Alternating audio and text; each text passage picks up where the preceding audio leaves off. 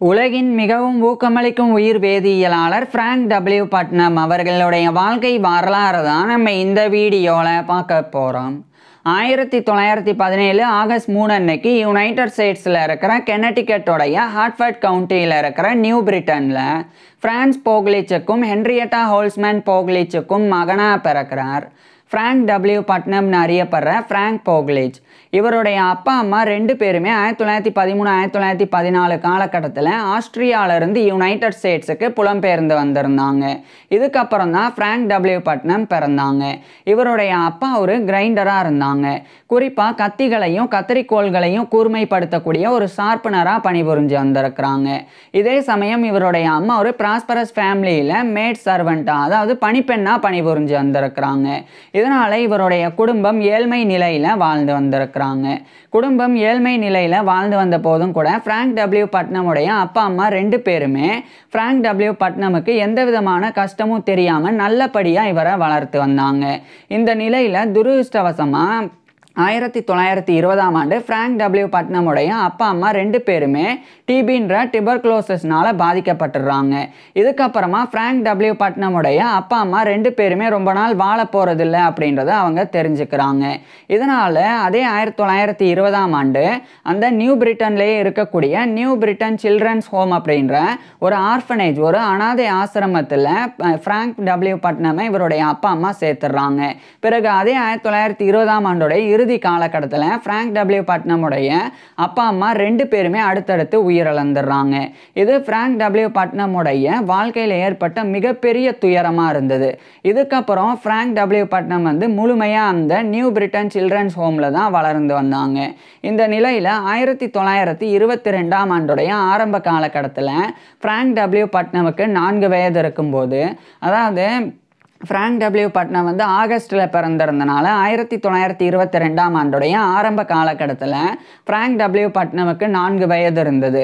அப்போது அந்த new Britain children's home தரப்பிலிருந்து இவரை படிக்க வைக்கிறதுக்காக ப்ரைவேட் டியூட்டர்ஸை நியமிக்கிறாங்க. அதாவது அந்த நியூ பிரிட்டன் சில்ட்ரன்ஸ் ஹோமுக்கே நேரடியாக ஸ்கூல் டீச்சர்ஸ்லாம் வருவாங்க. அப்படி வரக்கூடிய ஸ்கூல் டீச்சர்ஸ் அந்த அனாதை ஆசிரமத்தில் இருக்கக்கூடிய குழந்தைகளுக்கு பள்ளி பாடங்களை கற்பிப்பாங்க. ஸோ அது மாதிரி அந்த நியூ பிரிட்டன் சில்ட்ரன்ஸ் ஹோமில் 1922ஆம் ஆண்டுடைய ஆரம்ப காலகட்டத்திலிருந்து ஃப்ராங்க் டபிள்யூ பட்னம் இவருடைய பள்ளி படிப்பை, குறிப்பாக ஆரம்ப கல்வியை படித்து வந்தாங்க. பிறகு 1927ஆம் ஆண்டுடைய ஆரம்ப காலகட்டத்தில் இவருடைய 9 வயதில் ஃப்ராங்க் டபிள்யூ பட்னம் இவருடைய ஆரம்ப கல்வியை முடிச்சிடுறாங்க. இதுக்கப்புறமா அந்த நியூ பிரிட்டன் சில்ட்ரன்ஸ் ஹோம் தரப்பிலிருந்து அதே நியூ பிரிட்டனில் இருக்கக்கூடிய ஒரு ஹை ஸ்கூலில் இவரை சேர்த்துடுறாங்க. ஸோ அங்கு சேர்ந்து 1927ஆம் ஆண்டிலிருந்து ஃப்ராங்க் டபிள்யூ பட்னம் இவருடைய ஹையர் எஜுகேஷன், உயர்கல்வியை படிக்க ஆரம்பிச்சிருந்தாங்க. உயர்கல்வியின் போது ஃப்ராங்க் டபிள்யூ பட்னம் சயின்ஸ், அறிவியல் பாடங்கள் படிக்கிறதுல அதிக ஆர்வம் காட்டி வந்தாங்க. இந்த நிலையில தான் கரெக்டாக இவருக்கு 13-14 வயது இருக்கும்போது, அதாவது 1930 1931 இந்த காலகட்டத்தில் இவர் டீனேஜில் அந்த நியூ பிரிட்டன் சில்ட்ரன்ஸ் ஹோமில் இருந்து வெளியே வந்துடுறாங்க. வெளியே வந்ததுக்கு அப்புறமா ஃப்ராங்க் டபிள்யூ பட்னம் இவர் அந்த ஒரு நியூ பிரிட்டனில் இருக்கிற ஹை ஸ்கூலில் படிச்சுக்கிட்டு வேறு ஒரு இடத்துல தங்கினாங்க. அதுவும் குறிப்பாக ஒரு இடத்துல வேலை பார்த்துக்கிட்டே அவங்களுடைய வீட்டில் ஃப்ராங்க் டபிள்யூ பட்னம் தங்கினாங்க. ஸோ ஒரு பக்கம் வேலை பார்த்துட்டு இன்னொரு பக்கம் இவருடைய கல்வியை ஃப்ராங்க் டபிள்யூ பட்னம் பயின்று வந்தாங்க. அதுக்கப்புறம் 1934ஆம் ஆண்டுடைய ஆரம்ப காலகட்டத்தில் இவருடைய 16 வயதில் ஃப்ராங்க் டபிள்யூ பட்னம் இவருடைய ஹையர் எஜுகேஷனை அந்த நியூ பிரிட்டன் ஹை ஸ்கூல்ல இருந்து முடிச்சிடுறாங்க. முடிச்சதுக்கு அப்புறமா அதே நியூ பிரிட்டன் ஹை ஸ்கூல்ல Frank W Putnam pre matriculation study பண்ண ஆரம்பிக்கிறாங்க. இது பிஃபோர் காலேஜ் ப்ரிப்பரேட்டரி கோர்ஸ் அப்படின்னு அழைக்கப்படும். அதாவது காலேஜ் ஜாயின் பண்ணி படிக்கிறதுக்கு முன்னாடி படிக்கக்கூடிய ஒரு 1 இயர் கோர்ஸ் தான் இது. இது 6th form education, A class education அப்படின்னு கூட அழைக்கப்படும். ஸோ அதை எடுத்து அதே நியூ பிரிட்டன் ஹை ஸ்கூல்ல அடுத்த ஓராண்டு ஃப்ராங்க் டபிள்யூ பட்னம் படிக்கிறாங்க. பின்னர் 1935ஆம் ஆண்டுடைய ஆரம்ப காலகட்டத்தில் இவருடைய 17 வயதில் ஃப்ராங்க் டபிள்யூ பட்னம் இவருடைய ப்ரீ மெட்ரிகுலேஷன் ஸ்டடி அப்படின்ற பிஃபோர் காலேஜ் ப்ரிப்பரேட்டரி கோர்ஸ் அப்படின்ற 1 இயர் கோர்ஸை இவர் கம்ப்ளீட் பண்ணிடுறாங்க. இதுக்கப்புறமா இந்த காலகட்டத்தில் ஃப்ராங்க் டபிள்யூ பட்னம் மேற்கொண்டு இவர் பேச்சுலர்ஸ் டிகிரி படிக்கணும் அப்படின்னு முடிவு செய்கிறாங்க. அப்போ இந்த கெனடிகட்டோடைய ஹார்ட்ஃபர்ட் கவுண்டியில் இருக்கிற நியூ பிரிட்டன்ல இருந்து அதே கெனடிகட்டோடைய மிடில் செக்ஸ் கவுண்டியில் இருக்கிற மிடில் டவுனுக்கு இவர் போகிறாங்க. அங்கே போய் அங்கே இருக்கக்கூடிய வெஸ்லியன் காலேஜ், அங்கே இவர் ஜாயின் பண்ணுறாங்க. ஜாயின் பண்ணி இவர் பிஏ படிக்க ஆரம்பிக்கிறாங்க. பேச்சுலர் ஆஃப் ஆர்ட்ஸ் வந்து படிக்க ஆரம்பிக்கிறாங்க. மேஜர் சப்ஜெக்டாக கெமிஸ்ட்ரி வேதியியல் எடுத்து படித்து வந்தாங்க. அதே மாதிரி சப்சிடியரி சப்ஜெக்ட்ஸில் ஒன்றா பயாலஜி உயிரியல் எடுத்து படித்து வந்தாங்க. அதாவது கெமிஸ்ட்ரி பயாலஜிலாம் எப்படி பிஏ பேச்சுலர் ஆஃப் ஆர்ட்ஸில் இருக்குது அப்படின்னா, அந்த காலகட்டத்தில் பேச்சுலர் ஆஃப் ஆர்ட்ஸில் தான் கெமிஸ்ட்ரி பயாலஜி மட்டும் இல்லாமல் physics, astronomy, geology, zoology, botany அப்படின்னு இது போன்ற அறிவியல் பாடங்களும் இருந்தது. ஸோ இவர் பேச்சுலர் ஆஃப் ஆர்ட்ஸ் தான் படித்தாங்க. கெமிஸ்ட்ரியை மேஜர் சப்ஜெக்டாகவும் சப்சிடியரி சப்ஜெக்டாக பயாலஜியையும் இவர் ஃப்ராங்க் டபிள்யூ பட்னம் வந்து படித்து வந்தாங்க. இந்த காலகட்டத்தில் தான் இவருடைய பேரை வந்து இவர் வந்து பட்னம் அப்படின்னு மாற்றிக்கிட்டாங்க. ஸோ பிறக்கும்போது இவருடைய பேர் வந்து ஃப்ராங்க் போக்லிச் தான். ஸோ இவருடைய அப்பா அம்மா வந்து போக்லிச்சோடைய சர்நேம் தான். ஸோ அவங்க ஆஸ்திரியாவில் தான் வாழ்ந்து வந்தவங்க. நான் ஏற்கனவே சொன்ன மாதிரி 1913 1914 தான் அவங்க அமெரிக்காக்கே யுனைடெட் ஸ்டேட்ஸுக்கே வந்தாங்க. அங்கேருந்து 3 ஆண்டுக்கு பிறகு தான் 1917 ஃப்ராங்க் டபிள்யூ பட்னம் பிறந்தாங்க. ஸோ அவர் யுனைடெட் ஸ்டேட்ஸில் பிறந்தனால இங்கே வந்து அந்த போக்லிச் அப்படின்ற அந்த பேரை வந்து உச்சரிக்கிறதுக்கு மற்றவங்க சிரமப்பட்டாங்க. இதனால தான் இவர் வந்து கல்லூரி படிப்பின் போது இவரோட பேரை ஃப்ராங்க் டபிள்யூ பட்னம் அப்படின்னு சொல்லி மாற்றிக்கிட்டாங்க. ஸோ அதுக்கப்புறமே ஃப்ராங்க் டபிள்யூ பட்னம் அப்படின்னு இவர் வந்து அழைக்கப்பட்டாங்க. ஸோ இந்த காலகட்டத்தில் தொடர்ந்து இவர் பிஏ படித்து 1939 கிட்டத்தட்ட இவருடைய 21-22 வயதில் ஃப்ராங்க் டபிள்யூ பட்னம் வந்து இவருடைய பிஏ டிகிரி வந்து முடிக்கிறாங்க. அதுக்கப்புறமா கெமிஸ்ட்ரியிலேயே இவர் வந்து எம்ஏவும் பண்ணணும், மாஸ்டர் ஆஃப் ஆர்ட்ஸும் பண்ணணும் அப்படின்னு அதே வெஸ்லியன் காலேஜ்லேயே இவர் வந்து பண்ண ஆரம்பிக்கிறாங்க. அதுக்கப்புறம் இந்த காலகட்டத்திலெல்லாம் 2ஆம் உலகப் போர் வந்து தொடங்கி நடந்து வந்தது. இது ஒரு பக்கம் இருக்குது. 1940 கிட்டத்தட்ட இவருடைய 22-23 வயதில் ஃப்ராங்க் டபிள்யூ பட்னம் வந்து அந்த எம்ஏ மாஸ்டர் ஆஃப் ஆர்ட்ஸும் இவர் வந்து கெமிஸ்ட்ரியில் வெஸ்லியன் காலேஜில் இருந்து முடிச்சிடுறாங்க. இதுக்கப்புறமா தான் ஃப்ராங்க் டபிள்யூ பட்னம் வந்து பிஹெச்டி பண்ணணும் அப்படின்னு முடிவு செய்கிறாங்க. இந்த சமயம் பயாலஜி கெமிஸ்ட்ரி ரெண்டும் உள்ளடங்கிய பயோ கெமிஸ்ட்ரி அப்படின்ற உயிர் வேதியியல் அதில் இவர் வந்து டாக்டர் ஆஃப் ஃபிலாசபி பிஹெச்டி பண்ணணும் அப்படின்னு ஃப்ராங்க் டபிள்யூ பட்னம் வந்து முடிவு செஞ்சிடறாங்க. இதன் காரணமாக இவர் வந்து இந்த யுனைடெட் ஸ்டேட்ஸில் இருக்கிற கெனடிகட்டோடைய மிடில்செக்ஸ் கவுண்டியில் இருக்கிற மிடில் டவுனில் இருந்து அதே யுனைடெட் ஸ்டேட்ஸில் இருக்கிற மினசோடாவுடைய மினியாபோலிஸுக்கு 1940 போய் அங்கே இருக்கக்கூடிய யூனிவர்சிட்டி ஆஃப் மினசோடா அங்கே இவர் ஜாயின் பண்ணி பிஹெச்டி வந்து 1940 பண்ண ஆரம்பிக்கிறாங்க. தொடர்ந்து ஃப்ராங்க் டபிள்யூ பட்னம் வந்து பயோகெமிஸ்ட்ரி உயிர் வேதியியல்ல டாக்டர் ஆஃப் ஃபிலாசபி வந்து பண்ணாங்க. அதுக்கப்புறம் 1942 ஆரம்ப காலகட்டத்தில் இவருடைய 24 வயதில் ஃப்ராங்க் டபிள்யூ பட்னம் வந்து பிஹெச்டி டாக்டர் ஆஃப் ஃபிலாசபி வந்து பயோகெமிஸ்ட்ரியில் உயிர் வேதியியல்ல இருந்து முடிச்சிடுறாங்க அந்த யூனிவர்சிட்டி ஆஃப் மினசோட்டால இருந்து. இதுக்கப்புறமா அந்த யுனைடெட் ஸ்டேட்ஸோடைய மினசோட்டாவில் இருக்கிற மினியாபோலிஸ்ல இருந்து அதே யுனைடெட் ஸ்டேட்ஸோடைய நார்த் கேரோலைனாவில் இருக்கிற டோரமுக்கு இவர் வந்து போகிறாங்க. அங்கே போய் அங்கே இருக்கக்கூடிய Duke University School of Medicine அதனுடைய ஒரு இன்ஸ்ட்ரக்டர் இன் பயோகெமிஸ்ட்ரி 1942 பணிபுரிய ஆரம்பிக்கிறாங்க. இன்ஸ்ட்ரக்டர் அப்படின்றது ஒரு டீச்சிங் பொசிஷன், கற்பிப்பாளர் அப்படின்னு அர்த்தம். ஸோ அந்த டியூக் யூனிவர்சிட்டி டோரமில் இருக்கிற டியூக் யூனிவர்சிட்டியோடைய மெடிக்கல் ஸ்கூலான Duke University School of Medicine அங்கே தான் இவர் வந்து பயோகெமிஸ்ட்ரி வேதியியலை மாணவர்களுக்கு மருத்துவ மாணவர்களுக்கு கற்பிக்கக்கூடிய ஒரு கற்பிப்பாளராக இன்ஸ்ட்ரக்டராக அந்த 1942 பணிபுரிய ஆரம்பிக்கிறாங்க. பயோகெமிஸ்ட்ரி அப்படின்றது மருத்துவ பாடத்திட்டத்தில் மெடிக்கல் கரிக்குலமில் வரக்கூடிய ஒரு பாடம் தான். ஸோ இதை இவர் வந்து கற்பித்து வந்தாங்க. இதுக்கிடையில் இதே 1942 கிட்டத்தட்ட இவருடைய 24-25 வயதில் இவர் ஃப்ராங்க் டபிள்யூ பட்னம் வந்து டோரத்தி லிண்டர் அப்படின்ற ஒரு பெண்ணை வந்து திருமணம் பண்ணிக்கிறாங்க. பிறகு ஃப்ராங்க் டபிள்யூ பட்னம் மற்றும் இவருடைய மனைவியான டோரத்தி லிண்டர் பட்னம் இவங்க 2 பேருடைய வாழ்க்கையும் ரொம்ப நல்லாவே போக ஆரம்பிக்குது. இது ஒரு பக்கம் இருக்குது. 1943 காலகட்டத்திலெல்லாம் இந்த யுனைடெட் ஸ்டேட்ஸும் வந்து 2ஆம் உலகப் போரில் பங்கேற்கிறாங்க. அப்போ யுனைடெட் ஸ்டேட்ஸ் தரப்பிலிருந்து யுனைடெட் ஸ்டேட்ஸ் அகைன்ஸ்ட் பயாலஜிக்கல் வார்ஃபேருக்காக யுனைடெட் ஸ்டேட்ஸ் கெமிக்கல் கோர்ப் அப்படின்னு ஒரு வேதியியல் படைப்பிரிவு ஒன்று உருவாக்கப்பட்டது. இது காரணம் வந்து இந்த போரின் போது நிறைய எதிரி படை தரப்பிலிருந்து நச்சு வாயுக்கள் வெளியிடப்பட்டு நிறைய பேர் வந்து கொல்லப்பட்டாங்க. அது வந்து ஒட்டுமொத்தமாக அமெரிக்கா தரப்பில் இருக்கக்கூடிய படைகளும் நிறைய கொல்லப்பட்டாங்க. ஸோ அதை தடுக்கிறதுக்கும் அந்த நச்சு வாயிலிருந்து காப்பாற்றப்படுறதுக்கும் அதே போன்ற நச்சு வாயுக்களை அந்த எதிரி படையினர் மேலே செலுத்துறதுக்கும் இந்த யுஎஸ் கெமிக்கல் கோர்ப் அப்படின்ற வேதியியல் படைப்பிரிவு இருந்தது. ஸோ அதில் ஃப்ராங்க் டபிள்யூ பட்னம் வந்து பயோகெமிஸ்ட்ரியில் ரொம்ப எக்ஸலண்ட்டான ஒரு நபராக இருந்தனால அதில் அவர் வந்து ஜாயின் பண்ணி ஒர்க் பண்ணாங்க. அதுக்கப்புறம் 1945 ஹிரோஷிமா நாகசாகி, ஜப்பானுடைய ஹிரோஷிமா நாகசாகி மேலே மிகப்பெரிய அணு ஆயுத தாக்குதலை யுனைடெட் ஸ்டேட்ஸ் நடத்துகிறாங்க. அதை தொடர்ந்து அந்த 1945 ஆகஸ்ட் அந்த காலகட்டத்தில் 2ஆம் உலகப் போர் வந்து முடிவடையுது. ஜப்பான் வந்து சரணடைஞ்சு 2ஆம் உலகப் போர் வந்து முடிவடையுது. 2ஆம் உலகப் போர் முடிவடைஞ்சதுக்கு அப்புறமா 1946 ஃப்ராங்க் டபிள்யூ வந்து பட்னம் வந்து அந்த ஒரு யுனைடெட் ஸ்டேட்ஸ் கெமிக்கல் கோர்ப்லேருந்து வெளியே வந்து தொடர்ந்து இன்ஸ்ட்ரக்டர் இன் பயோகெமிஸ்ட்ரியாக அந்த டியூக் யூனிவர்சிட்டி ஸ்கூல் ஆஃப் மெடிசனில் பணிபுரிஞ்சாங்க. இந்த நிலையில் தான் 1947 ஃப்ராங்க் டபிள்யூ பட்னமுக்கு இவருடைய மனைவியான டோரத்தி லிண்டர் பட்னம், இவங்க 2 பேருக்குமே ஒரு ஆண் குழந்தை பிறந்தது. அந்த ஆண் குழந்தைக்கு பேர் கூட ஃப்ராங்க் டபிள்யூ பட்னம் ஜூனியர் அப்படின்னு இவருடைய பேரை இவர் வந்து வச்சாங்க. அதுக்கப்புறம் அந்த 1947 யுனைடெட் ஸ்டேட்ஸோடைய இல்லினாய்ல இருக்கிற சிகாகோ, அங்கே இருக்கிற யூனிவர்சிட்டி ஆஃப் சிகாகோவில் இவருக்கு வந்து அசிஸ்டன்ட் ப்ரொஃபஸர் ஆஃப் பயோகெமிஸ்ட்ரி அப்படின்ற வேலை கிடைக்குது. இவர் ஏற்கனவே இன்ஸ்ட்ரக்டராக பணிபுரிஞ்சு வராங்க. இந்த இன்ஸ்ட்ரக்டர் அப்படின்ற பதவியை விட அசிஸ்டன்ட் ப்ரொஃபஸர் அப்படின்ற பதவி வந்து ஒரு படி மேலே. ஸோ அதனால் அந்த பதவி கிடைக்கிறனால ஃப்ராங்க் டபிள்யூ பட்னம் வந்து இவருடைய மனைவியையும் அந்த ஆண் குழந்தையும் அழைச்சிட்டு இந்த யுனைடெட் ஸ்டேட்ஸோடைய நார்த் கேரோலைனாவில் இருக்கிற டோரமில் இருந்து அதே யுனைடெட் ஸ்டேட்ஸோடைய இல்லினாய்ல இருக்கிற சிகாகோக்கு போயிடுறாங்க. So Duke University School of மெடிசனுடைய இன்ஸ்ட்ரக்டர் இன் பயோகெமிஸ்ட்ரி பதவியை ரிசைன் பண்ணிட்டு தான் போகிறாங்க. அங்கே போய் யூனிவர்சிட்டி ஆஃப் சிகாகோவுடைய அசிஸ்டன்ட் ப்ரொஃபஸர் ஆஃப் பயோகெமிஸ்ட்ரி, உயிர் வேதியியல் உதவி பேராசிரியர் அப்படின்ற பதவியில் 1947 ஃப்ராங்க் டபிள்யூ பட்னம் வந்து பணிபுரிய ஆரம்பிக்கிறாங்க. இந்த காலகட்டத்தில் தான் ஃப்ராங்க் டபிள்யூ பட்னம் வந்து ரிசர்ச்லையும் ஈடுபட ஆரம்பிக்கிறாங்க. குறிப்பாக த ஃபேக் அப்படின்னு சொல்லி ஒரு குரூப் இருந்தது. அந்த ஃபேக் குரூப்பில் ஃப்ராங்க் டபிள்யூ பட்னம் வந்து ஜாயின் பண்ணாங்க. குறிப்பாக பிளட் ப்ரோட்டீன்ஸ் அதனுடைய ஸ்ட்ரக்சரையும் ஃபங்க்ஷனையும் ரிசர்ச் பண்ணுறதுல ஃப்ராங்க் டபிள்யூ பட்னம் வந்து ஈடுபட ஆரம்பிக்கிறாங்க.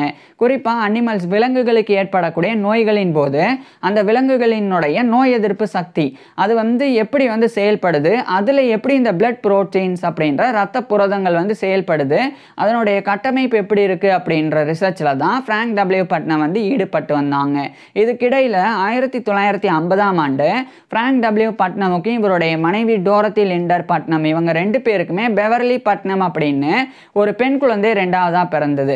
ஸோ மொத்தமாக ஃப்ராங்க் டபிள்யூ பட்னமுக்கும் இவருடைய மனைவியான டோரத்தி லிண்டர் பட்னமுக்கும் ஒரு ஆண் குழந்தை ஒரு பெண் குழந்தை அப்படின்னு 2 குழந்தைகள் பிறந்தது. இது ஃப்ராங்க் டபிள்யூ பட்னமுடைய பர்சனல் லைஃப், தனிப்பட்ட வாழ்க்கையாக இருந்தது. இது ஒரு பக்கம் இருக்குது. 1950 காலகட்டத்தில் தொடர்ந்து ஃப்ராங்க் டபிள்யூ பட்னம் வந்து பிளட் ப்ரோட்டீன்ஸில் ரிசர்ச் பண்ணாங்க. அது மட்டும் இல்லாமல் இவர் வந்து புரோட்டீனுடைய மாலிகுலர் ஸ்ட்ரக்சர், அதாவது புரதத்தினுடைய மூலக்கூறு கட்டமைப்பு அதை வந்து தீர்மானிக்கிறதுக்குண்டான முறைகள் டெவலப் பண்ணுறதுல ஃப்ராங்க் டபிள்யூ பட்னம் வந்து ஈடுபட்டு வந்தாங்க. இதுக்கிடையில் ஃப்ராங்க் டபிள்யூ பட்னம் வந்து கேம்பிரிட்ஜுக்கு அழைக்கப்பட்டாங்க ரிசர்ச் பண்ணுறதுக்காக. குறிப்பாக நான் சொன்ன அந்த த ஃபேக் குரூப், அது மட்டும் இல்லாமல் கேம்பிரிட்ஜ் புரோட்டீன் குரூப் அப்படின்னே ஒன்று இருந்தது. ஸோ அதில் இவர் வந்து இணைக்கப்பட்டாங்க. அதனால் 1952 ஃப்ராங்க் டபிள்யூ பட்னம் வந்து இவருடைய மனைவியையும் 2 குழந்தைகளையும் அழைச்சிட்டு இந்த யுனைடெட் ஸ்டேட்ஸோடைய இல்லினாய்ல இருக்கிற சிகாகோவில் இருந்து இங்கிலாண்டோடைய கேம்பிரிட்ஜரில் இருக்கிற கேம்பிரிட்ஜுக்கு போய் அந்த கேம்பிரிட்ஜ் புரோட்டீன் குரூப்பில் ஜாயின் பண்ணி அடுத்த ஓராண்டு ரிசர்ச் பண்ணுறாங்க. அதுக்கப்புறம் மறுபடியும் இங்கிலாண்டோடைய கேம்பிரிட்ஜரில் இருக்கிற கேம்பிரிட்ஜிலேருந்து யுனைடெட் ஸ்டேட்ஸில் இல்லினாய்ல இருக்கிற அந்த சிகாகோக்கே ஃப்ராங்க் டபிள்யூ பட்னம் இவருடைய ஃபேமிலி அழைச்சிட்டு போய் தொடர்ந்து அங்கே ஒர்க் பண்ணாங்க. அதுக்கப்புறம் 1953 ஃப்ராங்க் டபிள்யூ பட்னம் வந்து யூனிவர்சிட்டி ஆஃப் சிகாகோவுடைய அசிஸ்டன்ட் ப்ரொஃபஸர் ஆஃப் பயோகெமிஸ்ட்ரி அந்த பதவியிலிருந்து ஒரு அசோசியேட் ப்ரொஃபஸர் ஆஃப் பயோகெமிஸ்ட்ரி அப்படின்ற அந்த பதவி உயர்வை பெற்றாங்க. ஸோ உதவி பேராசிரியர்ல இருந்து இணை பேராசிரியர் அப்படின்ற பதவியை ஃப்ராங்க் டபிள்யூ பட்னம் 1953 பெற்றாங்க. அதுக்கப்புறமா ஆர்கான் கேன்சர் ரிசர்ச் ஹாஸ்பிட்டல், அதுவும் வந்து சிகாகோவில் இருக்குது. அங்கேயும் ஃப்ராங்க் டபிள்யூ பட்னம் வந்து ஒரு ரிசர்ச்லாம் பண்ண ஆரம்பிக்கிறாங்க. அங்கிருந்து 2 ஆண்டுகளுக்கு பிறகு 1955 யுனைடெட் ஸ்டேட்ஸோடைய ஃப்ளோரிடாவில் இருக்கிற கெய்ன்ஸ்வில் அங்கே இருக்கக்கூடிய யூனிவர்சிட்டி ஆஃப் ஃப்ளோரிடா அங்கேருந்து ஃப்ராங்க் டபிள்யூ பட்னமுக்கு அந்த யூனிவர்சிட்டி ஆஃப் ஃப்ளோரிடாவுடைய பயோகெமிஸ்ட்ரி டிபார்ட்மெண்ட்டோடைய ஹெட் அப்படின்ற அந்த ஒரு பதவி கிடைக்கிது. ஸோ இது ஒரு பெரிய பதவி அப்படின்றனால ஃப்ராங்க் டபிள்யூ பட்னம் வந்து யூனிவர்சிட்டி ஆஃப் சிகாகோடைய அசிஸ்டன்ட் ப்ரொஃபஸர் ஆஃப் பயோகெமிஸ்ட்ரி அப்படின்ற பதவியில் இருந்தோம். அதே மாதிரி இன்னொன்று அந்த ஆர்கான் கேன்சர் ரிசர்ச் ஹாஸ்பிட்டல் அதனுடைய ரிசர்ச்சர் அப்படின்ற பதவி. இந்த 2 பதவிகளிலிருந்து ஃப்ராங்க் டபிள்யூ பட்னம் வந்து ரிசைன் பண்ணிவிட்டு இந்த 1955ஆம் ஆண்டு ஃப்ராங்க் டபிள்யூ பட்னம் இவருடைய ஃபேமிலியை அழைச்சிட்டு யுனைடெட் ஸ்டேட்ஸோடைய இல்லினாய்ஸில் இருக்கிற சிகாகோவிலேருந்து அதே யுனைடெட் ஸ்டேட்ஸோடைய ஃப்ளோரிடாவில் இருக்கிற கெய்ன்ஸ்வில்லுக்கு போய் யூனிவர்சிட்டி ஆஃப் ஃப்ளோரிடாவுடைய head of the department of பயோகெமிஸ்ட்ரியாக 1955ஆம் ஆண்டிலிருந்து பணிபுரிய ஆரம்பிக்கிறாங்க. இந்த காலகட்டத்தில் ஃப்ராங்க் டபிள்யூ பட்னம் வந்து பென்ஸ் ஜோன்ஸ் புரோட்டீன் அது குறித்து ரிசர்ச் பண்ண ஆரம்பிக்கிறாங்க. இது வந்து ஆன்டிபாடிஸோடைய ஒரு பீஸாக இந்த ஒரு பென்ஸ் ஜோன்ஸ் புரோட்டீன் அப்படின்றது இருக்கும். இது வந்து யூரினில் வெளிப்படும். குறிப்பாக வந்து மல்டிபிள் மயலோமா அப்படின்ற ஒரு வகையான கேன்சர். அந்த கேன்சர் உள்ளவங்களுக்கு யூரினில் இந்த ஒரு பென்ஸ் ஜோன்ஸ் புரோட்டீன் அப்படின்ற இந்த புரதமானது வெளிப்படும். ஸோ அந்த பென்ஸ் ஜோன்ஸ் புரோட்டீன் அதில் ஃப்ராங்க் டபிள்யூ பட்னம் வந்து ரிசர்ச் பண்ணாங்க. அதனுடைய ஸ்ட்ரக்சரையும் ஃபங்க்ஷனையும் குறித்து ஃப்ராங்க் டபிள்யூ பட்னம் வந்து தொடர்ந்து ஆராய்ச்சி பண்ணாங்க. இது மட்டும் இல்லாமல் பாக்டீரியல் வைரஸஸ் அதனுடைய பயாலஜியையும் கெமிஸ்ட்ரியையும், அதாவது பாக்டீரியல் வைரஸஸோடைய அந்த உயிரியல் பண்புகளையும் வேதியியல் ரசாயன பண்புகள் குறித்தும் ஃப்ராங்க் டபிள்யூ பட்னம் வந்து ரிசர்ச் பண்ணாங்க. ரிசர்ச் பண்ணது மட்டும் இல்லாமல் 1960கள் காலகட்டத்தில் எக்கச்சக்கமான ரிசர்ச் பேப்பர்ஸை இவர் வெளியிட்டாங்க. அதில் ரொம்ப முக்கியமான மெம்வாரா நினைவு குறிப்பாக இவர் வந்து growing up in the golden age of protein chemistry அப்படின்ற டைட்டிலில் ஒரு ரிசர்ச் ஒர்க்கை ஃப்ராங்க் டபிள்யூ பட்னம் எழுதி வெளியிட்டாங்க. அதுக்கப்புறமா ஃப்ராங்க் டபிள்யூ பட்னம் வந்து இது போன்று இன்னும் நிறைய ரிசர்ச் ஒர்க்ஸை வந்து வெளியிட்டாங்க. அதில் குறிப்பாக வந்து கோல்டன் ஏஜ் ஆஃப் பயோகெமிஸ்ட்ரி அப்படின்னு ஒரு ஒர்க்கை வெளியிட்டாங்க. அதுக்கப்புறமா ஃப்ராங்க் டபிள்யூ பட்னம் வந்து ஃப்ளவரிங் ஆஃப் இம்யூனாலஜி அப்படின்னு நோய் எதிர்ப்பு மண்டலம் குறித்தும் ஃப்ராங்க் டபிள்யூ பட்னம் வந்து ஒரு ரிசர்ச் ஒர்க்கை வெளியிட்டாங்க. இதுக்கப்புறமா 1965ஆம் ஆண்டு அந்த யுனைடெட் ஸ்டேட்ஸோடைய இந்தியானாவில் இருக்கக்கூடிய ப்ளூமிங் டவுன் அங்கே இருக்கக்கூடிய யூனிவர்சிட்டி ஆஃப் இந்தியானா ப்ளூமிங்டன் அங்கிருந்து இவருக்கு வந்து டைரக்டர் அப்படின்ற பதவி கிடைக்குது. பயாலஜிக்கல் சயின்சஸ் டிபார்ட்மெண்ட்டோடைய டைரக்டர் அப்படின்ற பதவி கிடைக்குது. இதனால இந்த 1965ஆம் ஆண்டு இவர் வந்து ஃப்ராங்க் டபிள்யூ பட்னம் வந்து யூனிவர்சிட்டி ஆஃப் ஃப்ளோரிடாவுடைய head of the department of biochemistry அந்த பதவியை ரிசைன் பண்ணிட்டு இவருடைய ஃபேமிலி அழைச்சிட்டு இந்த 1965ஆம் ஆண்டு யுனைடெட் ஸ்டேட்ஸோடைய ஃப்ளோரிடாவில் இருக்கிற கெய்ன்ஸ்வில்ல இருந்து அதே யுனைடெட் ஸ்டேட்ஸோடைய இந்தியானாவில் இருக்கிற ப்ளூமிங்டனுக்கு வந்து போகிறாங்க. அங்கே இருக்கிற யூனிவர்சிட்டி ஆஃப் இந்தியானாவுடைய ப்ரொஃபஸர் ஆஃப் பயாலஜி உயிரியல் பேராசிரியராகவும் பயாலஜிக்கல் சயின்சஸ் டிவிஷனுடைய டைரக்டராகவும் 1965 ஃப்ராங்க் டபிள்யூ பட்னம் வந்து ஒர்க் பண்ண ஆரம்பிக்கிறாங்க. அதுக்கப்புறமா 1965ஆம் ஆண்டு இந்த அமெரிக்கன் கெமிக்கல் சொசைட்டி அவங்க தரப்பிலிருந்து ஒரு டிவிஷன் ஆஃப் பயாலஜிக்கல் கெமிஸ்ட்ரி அதனுடைய சேர்மனாக 1967ஆம் ஆண்டு ஃப்ராங்க் டபிள்யூ பட்னம் வந்து நியமித்து இவரை கௌரவப்படுத்தினாங்க. இதுக்கப்புறமா ஃப்ராங்க் டபிள்யூ பட்னம் வந்து இன்னும் நிறைய பதவிகள் பெற்றாங்க. குறிப்பாக இந்த காலகட்டத்தில் தொடர்ந்து அந்த டிவிஷன் ஆஃப் பயாலஜிக்கல் சயின்சஸோடைய டைரக்டர் இயக்குனராக ஃப்ராங்க் டபிள்யூ பட்னம் இருக்கிறனால டீச்சிங்லையும் அதே மாதிரி ரிசர்ச்லையும் இவரால் சரியாக கவனம் செலுத்த முடியல. அதனால் 1969ஆம் ஆண்டு ஃப்ராங்க் டபிள்யூ பட்னம் வந்து யூனிவர்சிட்டி ஆஃப் இந்தியானாவுடைய பயாலஜிக்கல் சயின்சஸ் டிவிஷனுடைய டைரக்டர் அப்படின்ற பதவியிலிருந்து மட்டும் விலகிட்டு அதே யூனிவர்சிட்டி ஆஃப் இந்தியானாவுடைய ப்ரொஃபஸர் ஆஃப் மாலிகுலர் பயாலஜி அந்த ஒரு பொறுப்பிலையும் ஜுவாலஜி அப்படின்ற பொறுப்பிலையும் 1969ஆம் ஆண்டு நியமிக்கப்படுறாங்க. ஸோ மூலக்கூறு உயிரியல் மற்றும் விலங்கியல் இந்த 2 பாடங்களை மாணவர்களுக்கு கற்பிக்கக்கூடிய ஒரு பேராசிரியராக 1969ஆம் ஆண்டிலிருந்து அந்த யூனிவர்சிட்டி ஆஃப் இந்தியானால ஃப்ராங்க் டபிள்யூ பட்னம் வந்து ஒர்க் பண்ண ஆரம்பிக்கிறாங்க. அதுக்கப்புறமா நேஷனல் கேன்சர் இன்ஸ்டிடியூட் அவங்க தரப்பிலிருந்து ஒரு முக்கியமான ஒரு ஒர்க் வந்து பண்ணப்பட்டது. National advisory general medical sciences council அப்படின்னு. ஸோ அதில் ஒரு மெம்பராக 1970ஆம் ஆண்டு ஃப்ராங்க் டபிள்யூ பட்னம் வந்து நியமிக்கப்பட்டாங்க. இது மட்டும் இல்லாமல் இந்த காலகட்டத்தில் ஃப்ராங்க் டபிள்யூ பட்னம் வந்து இன்னும் பல பதவிகளை வந்து தொடர்ந்து பெற்று வந்தாங்க. குறிப்பாக இந்த சமயம் தான் இவர் கூகன்ஹைம் ஃபெல்லோஷிப்பை வந்து பெற்றாங்க. அதாவது ஜான் சைமன் கூகன்ஹைம் ரிசர்ச் ஃபவுண்டேஷன் அப்படின்னு ஒரு அறக்கட்டளை ஃபவுண்டேஷன் இருக்குது. அவங்க தரப்பிலிருந்து ஆராய்ச்சிக்காக கூகன்ஹைம் ஃபெல்லோஷிப்பை 1970ஆம் ஆண்டு ஃப்ராங்க் டபிள்யூ பட்னமுக்கு வழங்கினாங்க. அந்த கூகன்ஹைம் ஃபெல்லோஷிப்பை பயன்படுத்தி இவர் வந்து இங்கிலாந்துடைய கேம்பிரிட்ஜரில் இருக்கிற கேம்பிரிட்ஜுக்கு மறுபடியும் போய் ரிசர்ச்லாம் பண்ணிட்டு வந்தாங்க. அதுக்கப்புறமா ஃப்ராங்க் டபிள்யூ பட்னம் வந்து நேஷனல் இன்ஸ்டிடியூட்ஸ் ஆஃப் ஹெல்த் அதனுடைய முக்கியமான ஒரு ப்ரோக்ராம்லையும் இவர் வந்து நியமிக்கப்பட்டாங்க. அது மட்டும் இல்லாமல் நேஷனல் சயின்ஸ் ஃபவுண்டேஷன் அதுக்குண்டான ஒரு இன்ஸ்டிடியூஷனல் ப்ரோக்ராம்ஸுக்கான டிவிஷனல் கமிட்டி அதனுடைய ஒரு சேர்மனாகவும் ஃப்ராங்க் டபிள்யூ பட்னம் வந்து இந்த காலகட்டத்தில் நியமிக்கப்பட்டாங்க. அது மட்டும் இல்லாமல் 1971ஆம் ஆண்டு யூனிவர்சிட்டி ஆஃப் இந்தியானாவுடைய மெடிக்கல் ஸ்கூலான University of Indiana School of Medicine அதனுடைய ப்ரொஃபஸர் ஆஃப் பயோகெமிஸ்ட்ரி உயிர்வேதியியல் பேராசிரியராகவும் 1971ஆம் ஆண்டு ஃப்ராங்க் டபிள்யூ பட்னம் வந்து நியமிக்கப்பட்டாங்க. ஸோ ஏற்கனவே யூனிவர்சிட்டி ஆஃப் இந்தியானாவில் professor of microbiology molecular biology and ஜுவாலஜியாக பணிபுரிஞ்சாங்க. இப்போ வந்து ப்ரொஃபஸர் ஆஃப் பயோகெமிஸ்ட்ரி அப்படின்ற பதவியை யூனிவர்சிட்டி ஆஃப் இந்தியானாவுடைய ஸ்கூல் ஆஃப் மெடிசனில் 1971 ஃப்ராங்க் டபிள்யூ பட்னம் பெற்றாங்க. அதுக்கப்புறம் 1972ஆம் ஆண்டு இங்கிலாந்துடைய கேம்பிரிட்ஜரில் இருக்கிற கேம்பிரிட்ஜோடைய யூனிவர்சிட்டி ஆஃப் கேம்பிரிட்ஜோடைய கன்ஸ்டிடியூவன்ஸ் காலேஜான சர்ச்சில் காலேஜ் அதனுடைய ஒரு ஹானரி ஃபெல்லோவாக 1972 ஃப்ராங்க் டபிள்யூ பட்னம் தேர்ந்தெடுக்கப்பட்டாங்க. அது மட்டும் இல்லாமல் அதே 1972ஆம் ஆண்டு அமெரிக்கன் கெமிக்கல் சொசைட்டி தரப்பிலிருந்து ஸ்வார்ட் ஆஃப் ஹோப் அவார்டு அது வந்து 1972 ஃப்ராங்க் டபிள்யூ பட்னமுக்கு வழங்கப்பட்டது. அதுக்கப்புறம் 1973ஆம் ஆண்டு யூனிவர்சிட்டி ஆஃப் கேம்பிரிட்ஜோடைய ஹானரி டிகிரி ஆஃப் எம்ஏ அதாவது கௌரவ பட்டமானது இவருக்கு வந்து வழங்கப்பட்டது. அது வந்து எம்ஏ பட்டம். அது 1973ஆம் ஆண்டு யூனிவர்சிட்டி ஆஃப் கேம்பிரிட்ஜில் இருந்து ஃப்ராங்க் டபிள்யூ பட்னமுக்கு வழங்கப்பட்டது. அதுக்கப்புறம் 1974ஆம் ஆண்டு ஃப்ராங்க் டபிள்யூ பட்னம் வந்து அந்த ஒரு யூனிவர்சிட்டி ஆஃப் இந்தியானாவுடைய professor of molecular biology and biochemistry அந்த பதவியிலிருந்து distinguished professor of molecular biology and biochemistry அப்படின்ற பதவியை 1974ஆம் ஆண்டு ஃப்ராங்க் டபிள்யூ பட்னம் பெறாங்க. இதுதான் யூனிவர்சிட்டி ஆஃப் இந்தியானாவுடைய மிக உயர்ந்த பேராசிரியர் பொறுப்பு. ஸோ அந்த பொறுப்பை 1974 பெறாங்க. மேலும் அதே 1974ஆம் ஆண்டு American Academy of Arts and Sciences அதனுடைய ஒரு ஃபெல்லோவாகவும் இவர் வந்து தேர்ந்தெடுக்கப்படுறாங்க.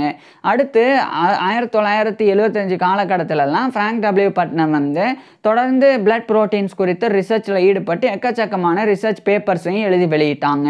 பிறகு 1976ஆம் ஆண்டு அதே யுனைடெட் ஸ்டேட்ஸோடைய நேஷனல் அகாடமி ஆஃப் சயின்சஸ் அதனுடைய ஒரு மெம்பராகவும் ஃப்ராங்க் டபிள்யூ பட்னம் தேர்ந்தெடுக்கப்பட்டாங்க 1976.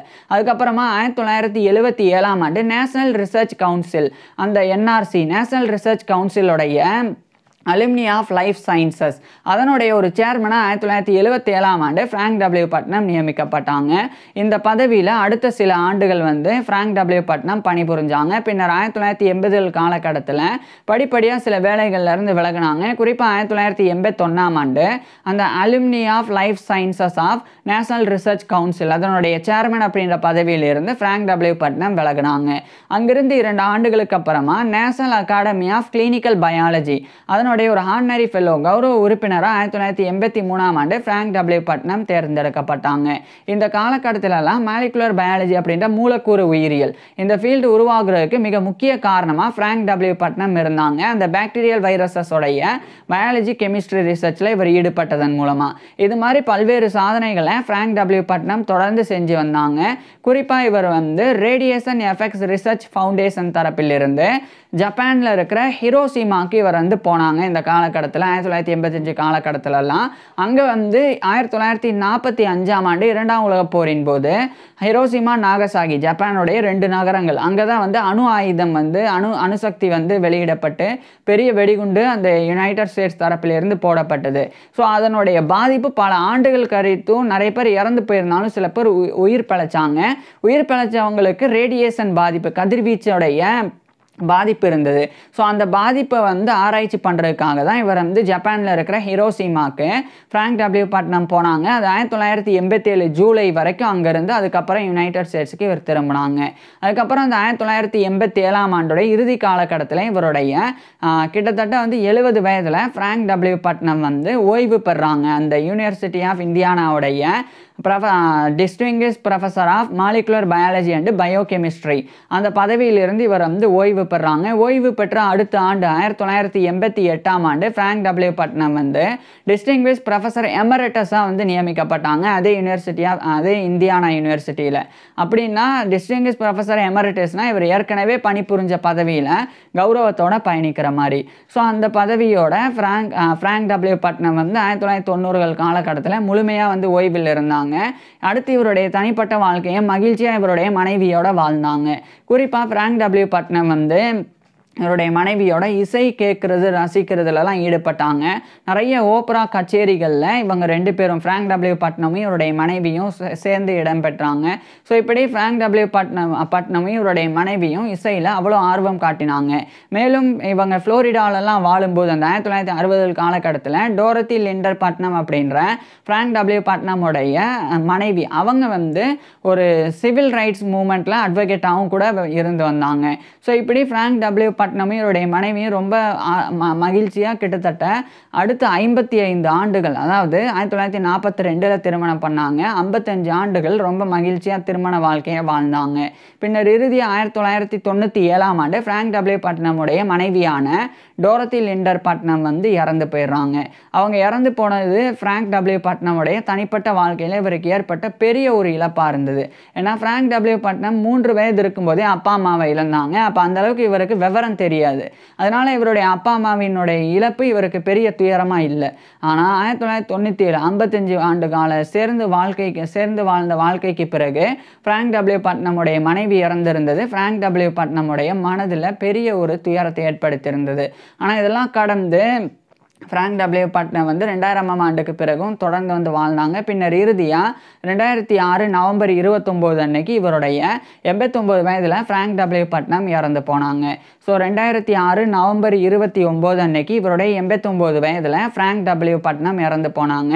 இவர் இறந்து போன பிறகு புற்றுநோய்க்கும் உயிரியலுக்கும் வேதியியலுக்கும் அது மட்டும் இல்லாமல் மூலக்கூறு உயிரியலுக்கும் கூடுதலாக இரத்த புரதத்தினுடைய கட்டமைப்பாட்டும் செயல்பாட்டிற்கும் அப்படின்னு இது மாதிரி இவர் பண்ண ஆராய்ச்சிகளுக்கு இவரை கௌரவப்படுத்துறதுக்காக இவர் இறந்து 7 ஆண்டுகளுக்கு அப்புறம் 2013ஆம் ஆண்டு Frank W Putnam research fellowship அப்படின்னு சொல்லி ஒரு ஃபெல்லோஷிப் ஆனது உருவாக்கப்பட்டது ஆராய்ச்சிக்காக. ஸோ அது ஃப்ராங்க் டபிள்யூ பட்னமுடைய பேரிடப்பட்டு கௌரவிக்கப்பட்டது. ஸோ இந்த ஒரு ரிசர்ச் ஃபெல்லோஷிப், அந்த Frank W Putnam research fellowship வந்து பெறக்கூடியவங்க ஃப்ராங்க் டபிள்யூ ரிசர்ச் ஃபெல்லோஸ் அப்படின்னு அழைக்கப்படுவாங்க.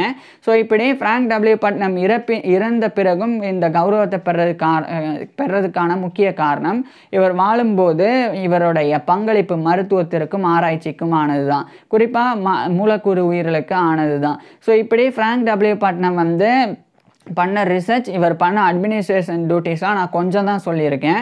இதை விட இன்னும் நிறைய விஷயங்கள் இருக்குது. அதை சொன்னால் சொல்லிகிட்டே போகிற அளவுக்கு ஃப்ராங்க் டபிள்யூ பட்னம் வந்து அவ்வளோ ஒர்க்கில் வாழ்நாள் முழுக்க ஈடுபட்டிருந்தாங்க. ஸோ இப்பேற்பட்ட ஃப்ராங்க் டபிள்யூ பட்னம் பற்றி நீங்கள் என்ன நினைக்கிறீங்க அப்படின்றத கீழே கமெண்ட்ஸில் சொல்லுங்கள். உங்களுக்கு எந்த மாதிரியான டாபிக்ஸில் எந்த மாதிரியான வீடியோஸ் வேணும் அப்படின்றதையும் கீழே கமெண்ட்ஸில் சொல்லுங்கள். தேங்க்யூ.